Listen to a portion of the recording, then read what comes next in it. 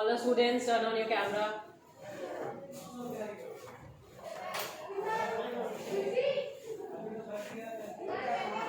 So in the last class we have seen about the Shankaracharya philosophy. Okay, what was the philosophy of Shankaracharya? God is nothing. reality is illusion. एक नाम था ना, क्या नाम था शंकराचार्य का philosophy?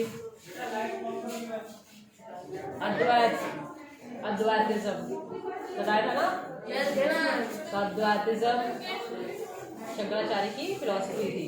Now moving towards Ramanuja. Ramanuja has given the philosophy of Vishishtadvaita. Ramanuja, born in Tamil Nadu in the 11th century, was deeply influenced by the Alvars. According to him, the best means of attaining salvation was through intense devotion to Vishnu. Vishnu in his grace helped the devotee to attain the bliss of union with him. He propounded the doctrine of Vishishtadvaita or qualified oneness, in that the soul, even when united with the Supreme God, remained distinct. Ramanuja's doctrine greatly inspired the new strand of bhakti which developed in North India subsequently. तो रामानुज कहाँ पैदा हुए थे? तमिलनाडु में 11th century में। ये अलवर्स से ज्यादा जुड़े हुए थे। अलवर्स किसको मानते थे? विष्णु भगवान के, ठीक है। they were the devotees of Vishnu. Now इनका ये कहना था कि जो विष्णु है ये इंसानों की मदद करेंगे टू अचीव दैट साल्वेशन, ठीक है। So that is why he has given the concept of Vishishtadvaita. जैसे शंकर क्या कहते थे कि हम मोक्ष पाएंगे तो सीधे अद्वैत यानी ब्रह्म में लीन हो जाएंगे, है ना। वो ये कहते थे पहले हमें विष्णु को प्राप्त करना है, फिर विष्णु हमारी मदद करेंगे उस अल्टीमेट सोल को पाने में। Got it? समझ में आ गया? Next is Basavanna's Virashaivism. We noted earlier the connection between the Tamil Bhakti movement and temple worship. This in turn led to a reaction that is best represented in Virashaiva movement initiated by Baswana and his companions like Alama Prabhu and Akka Mahadevi. Mark करिए नाम। This movement began in Karnataka in the mid-12th century. The Virashaivas argued strongly for the equality of all human beings and against Brahmanical ideas about caste and the treatment of women. They were also against all forms of ritual and idol worship. तो बासवाना ने एक नया movement start किया था जिसको कहते थे वीराशैविज्म। इसमें बासवाना के अलावा जो लोग थे, अलामा प्रभु और अक्का महादेवी, इनका ये कहना था कि ऑल ह्यूमन बीइंग जितने भी लोग हैं सब एक बराबर हैं, और जो विमेन के साथ ट्रीटमेंट हो रहा था और जो कास्टिज्म फैला हुआ था that has to be abolished. Got it? Fine. और इन्होंने क्या बोला था? वो किसी भी तरीके के मूर्ति पूजा का विरोध करते थे, आइडल वर्शिप को नहीं मानते थे। Now the saints of Maharashtra. From the 13th to 17th centuries, Maharashtra saw a great number of saint poets whose song in simple Marathi continued to inspire people. The most important among them were Dhyaneshwar, Namdev, Eknath and Tukaram, as well as human like Sakubai and the family of Chokha Mela, who belonged to the untouchable Mahar caste. This regional tradition of bhakti focused on the Vitthal, a form of Vishnu, temple in Pandharpur, as well as on the notion of a personal god residing in the hearts of all people. अब हम महाराष्ट्र की तरफ move कर गए हैं। तो महाराष्ट्र में कई सारे जो सेंट्स थे वो गाना गा गा के अपनी बातें बोला करते थे, जिसमें इंपॉर्टेंट नाम है आपके, सारे मार्क कर लीजिए। तो इसमें क्या था कि विष्णु को ही मानते थे, लेकिन विष्णु का एक रूप था जो अवतार था विट्ठल, उसकी उपासना करते थे। ठीक है, क्लियर है? और उनका ये मानना था कि जो भगवान, क्या बेटा? It's not Dnyaneshwar, Dhyaneshwar. उसको ध्यानेश्वर ही बोल सकते हैं, ज्ञानेश्वर ही बोल सकते हैं, दोनों नाम था। ठीक है, ये मानते थे कि भगवान को ढूंढने की जरूरत नहीं है, भगवान सबके दिलों में रहते हैं. Got it? These saint poets rejected all forms of ritualism, outward display of piety, and social differences based on birth. In fact, they even rejected the idea of renunciation, preferred to live with their families, earning their livelihood like any other person while humbly serving fellow human beings in need. A new humanist idea emerged as they insisted that bhakti lay in sharing others' pain. As the famous Gujarati saint Narsi Mehta said, they are Vaishnavas who understand the pain of others. इन्होंने क्या किया, हर तरीके की जो भी चल रहे थे पूजा पाठ के तरीके, उन सबको इन्होंने रिजेक्ट किया. और जो जन्म के आधार पर लोगों का वर्ण डिसाइड होता था, है ना, कि आप किस गोत्र में पैदा हुए, उसके हिसाब से आपका जन्म माना जाता था, उसको भी इन्होंने रिजेक्ट किया. उनका ये कहना था कि लोगों को अपने परिवार के साथ रहना चाहिए, चीज़ें मेहनत करिए, अपने जो काम आपसे होता है उस काम को आप करिए, उससे पैसे कमाइए और उनकी मदद करिए जिसको आपकी ज़रूरत है आपके पैसों की. ठीक है, fine.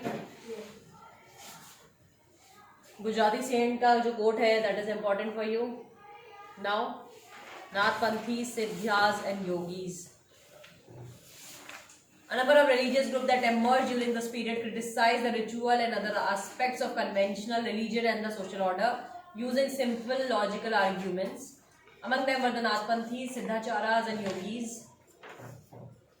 They advocated renunciation of the world. To them, the path to salvation lay in the meditation on the formless ultimate reality and the realization of oneness with it. To achieve this, they advocated intense training of the mind and body through practices like yoga asanas, breathing exercises, and meditation. These groups became particularly popular among low caste. Their criticism of conventional religion created a ground for devotional religion to become a popular force in northern India.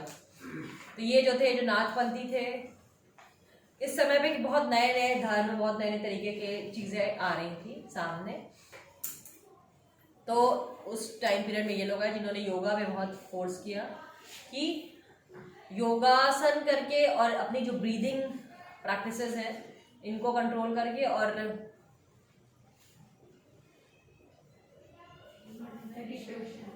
Meditation, ध्यान करके हम ultimately जो निराकार रूप है भगवान का, निराकार यानी जिसका कोई आकार नहीं है, जिसको अद्वैत मानते थे, शंकराचार्य मानते थे, उसको हम अचीव कर सकते हैं. ठीक है, बात समझे? ये सबसे ज़्यादा पॉपुलर हुए लो कास्ट के लोगों में, वही शूद्रास. ठीक है, तो ज़्यादा लोग इनको फॉलो कर रहे थे. फिर आया उसी टाइम पे इस्लाम and Sufism.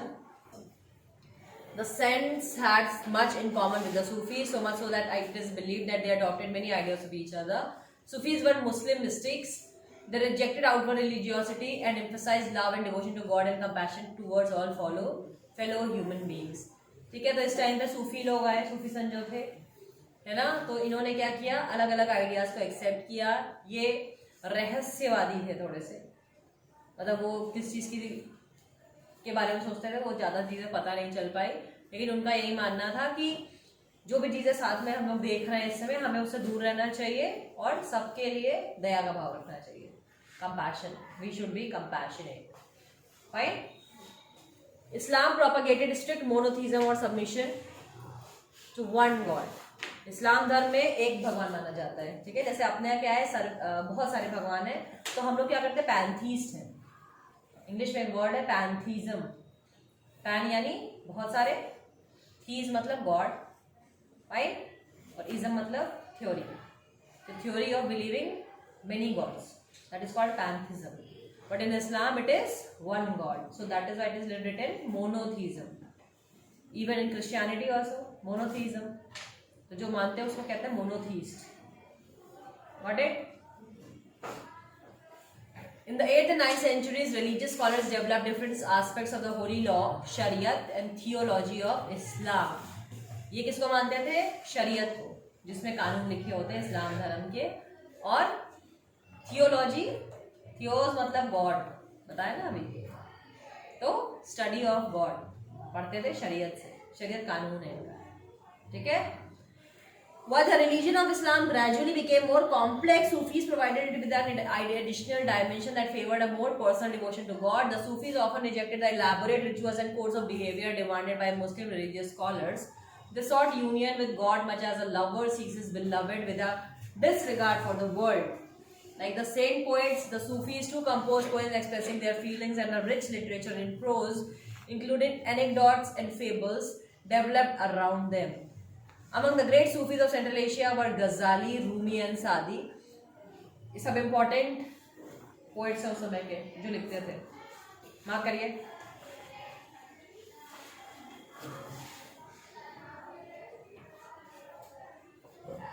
Like the Nagpanthi Siddhas and yogis, the Sufis too believed that the heart can be trained to look at the world in a different way. They developed elaborate methods of training using zikr, chanting of a name or sacred formula, contemplation, sama, raqs, discussion of parables, breath control, etc. under the guidance of a master or peer. Thus emerged the silsilas, a spiritual genealogy of Sufi teachers, each following a slightly different method of instruction and ritual practice. तो इस्लाम में क्या क्या चीज़ें हैं, इस्लाम के जो कानून है वो शरीयत में लिखे गए हैं, वहाँ से फॉलो अप होते हैं, वो एक भगवान को मानते हैं. उसमें भगवान बेसिकली इस्लाम में शुरू में बहुत कॉम्प्लेक्स था क्योंकि कोई एक पर्टिकुलर चीज़ नहीं थी बताने वाला, है ना. तो बहुत सारी चीज़ें चली थी. जो सूफी सेंट्स थे इन्होंने क्या बोला कि हमें भगवान की इस तरह से मानना चाहिए जैसे एक इंसान अपने बिलवेड को प्यार करता है, यानी जो सबसे ज़्यादा जिसको मानता है, जिसके लिए सबसे ज़्यादा उसकी फीलिंग्स होती है, तो भगवान को उन्होंने उसी रूप में दिखाया. फाइन, क्योंकि उसमें अनकंडीशनल लव होगा, सोचना नहीं पड़ेगा. तो इसलिए उन्होंने बहुत सारी चीज़ें लिखी. धीरे धीरे लिटरेचर्स आए उर्दू में, जैसे हम लोग देखते थे ना, बहुत सारे साहित्य बने, लोगों ने लिखना शुरू किया. तो ऐसे सूफी संतों ने अपनी चीज़ें लिखी जिसमें इंपॉर्टेंटली गजाली, रूमी एंड सादी थे. इन्होंने भी बहुत सारे तरीके बताए कि अगर हमें भगवान तक पहुंचना है, यानी उस अल्टीमेट रियलिटी तक पहुंचना है, तो हमें क्या क्या करना चाहिए. सबसे पहले तो इनका एक पीर होना चाहिए, यानी गुरु होना चाहिए. हर धर्म में बातें एक ही है, नाम अलग अलग है. हमारे में भी गुरु है, इसमें पीर का बात होती है. करना कैसे, जिक्र करिए. जैसे आप भगवान को मानते हैं तो उसका, जैसे देखा होगा ना, बूढ़ी दादी को 108 बार नाम लेती है, माला लेके जपती है, सेम जिक्र होता है. फिर कंटेम्पलेशन, यानी उसके बारे में कथाएं जो होती है उसको पढ़िए. म्यूजिकल आप उसको चीज़ें कर सकते हैं, डांस के थ्रू आप उसको अपना डिवोशन दिखा सकते हैं. पैरेबल्स यानी शेर व शायरी जो होती है उस पर आप बातें कर सकते हैं. ब्रीदिंग कंट्रोल यानी बेसिकली योगासन. तो ये सारी चीज़ें अगर आप प्रैक्टिस करेंगे तो you can reach to that zone of ultimate reality. ठीक है, गॉट इट. कोई ऐसा वर्ड जो नहीं समझ में आया बता दीजिए.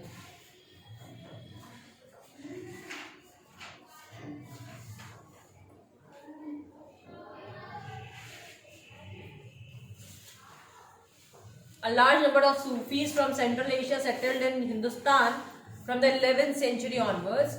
This process was strengthened with the establishment of the Delhi Sultanate, when several major Sufi centers developed all over the subcontinent. The Chishti Silsila was among the most influential order. It had a long line of teachers like Khwaja Muinuddin Chishti of Ajmer, Kutubuddin Bakhtiyar Kaki of Delhi, Baba Farid of Punjab, Khwaja Nizamuddin Auli of Delhi, and Bandnawaz Gisudaraz of Gulbarga. ये सब mark करिए. दरगाहें बनानी शुरू की गई. ठीक है, तो ये जो सूफी संत थे ये तो सेंट्रल एशिया में रहते थे और ये बाद में आके हिंदुस्तान में बस गए. फिर इन्होंने क्या किया, पहले इस तरह से राइटिंग्स में चीज़ें मैन्यूस्क्रिप्ट तैयार की जाती थी. उसके बाद इन्होंने क्या किया, दरगाह बनानी शुरू की.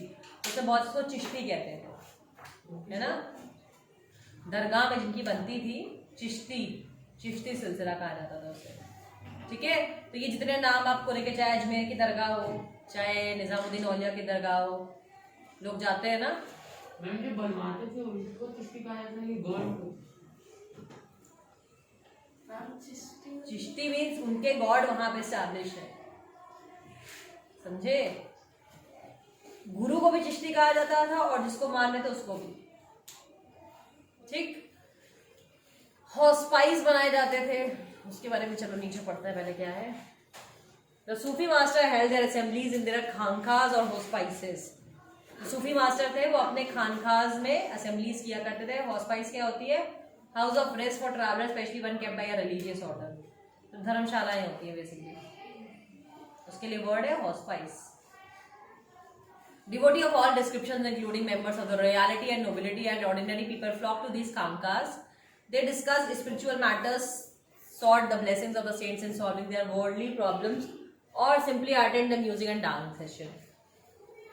तो आपने वो देखा होगा, जोधा अकबर देखी थी? यस, उसमें गाना था ना, ख्वाजा मेरे ख्वाजा, बहुत अच्छा गाना था। तो उस तरीके से खामखास होते थे, लोग इकट्ठे होते थे और भगवान से रिलेटेड, अल्लाह से रिलेटेड अपनी जो प्रॉब्लम्स थी कैसे अटेन करना है, या संसार में भाई लाइफ जीते जीते जो प्रॉब्लम्स होती थी, यहाँ पे उन सब चीज़ों का बातचीत होती थी। साथ में म्यूजिक्स एंड डांस होता था। ठीक, म्यूजिक कैसा? सूफी डांस, सूफी म्यूजिक। नहीं तुम सोचने लगो कुछ और ही। मैम जैसे हिंदुइज्म में भजन होते हैं, sort of. Right?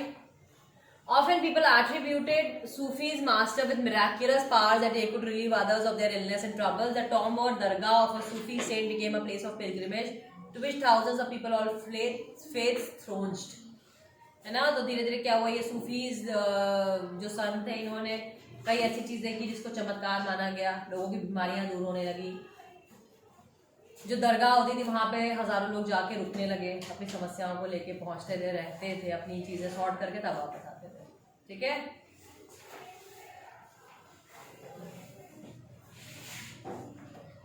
अब जैसे दरगाह की अगर हम बात करें तो ऐसा नहीं है कि सिर्फ जो इस्लाम को मानते हैं वही जाते हैं, सब जाते हैं, हर धर्म के लोग जाते हैं। इस बात को समझना आपके लिए ज़्यादा इम्पोर्टेंट है।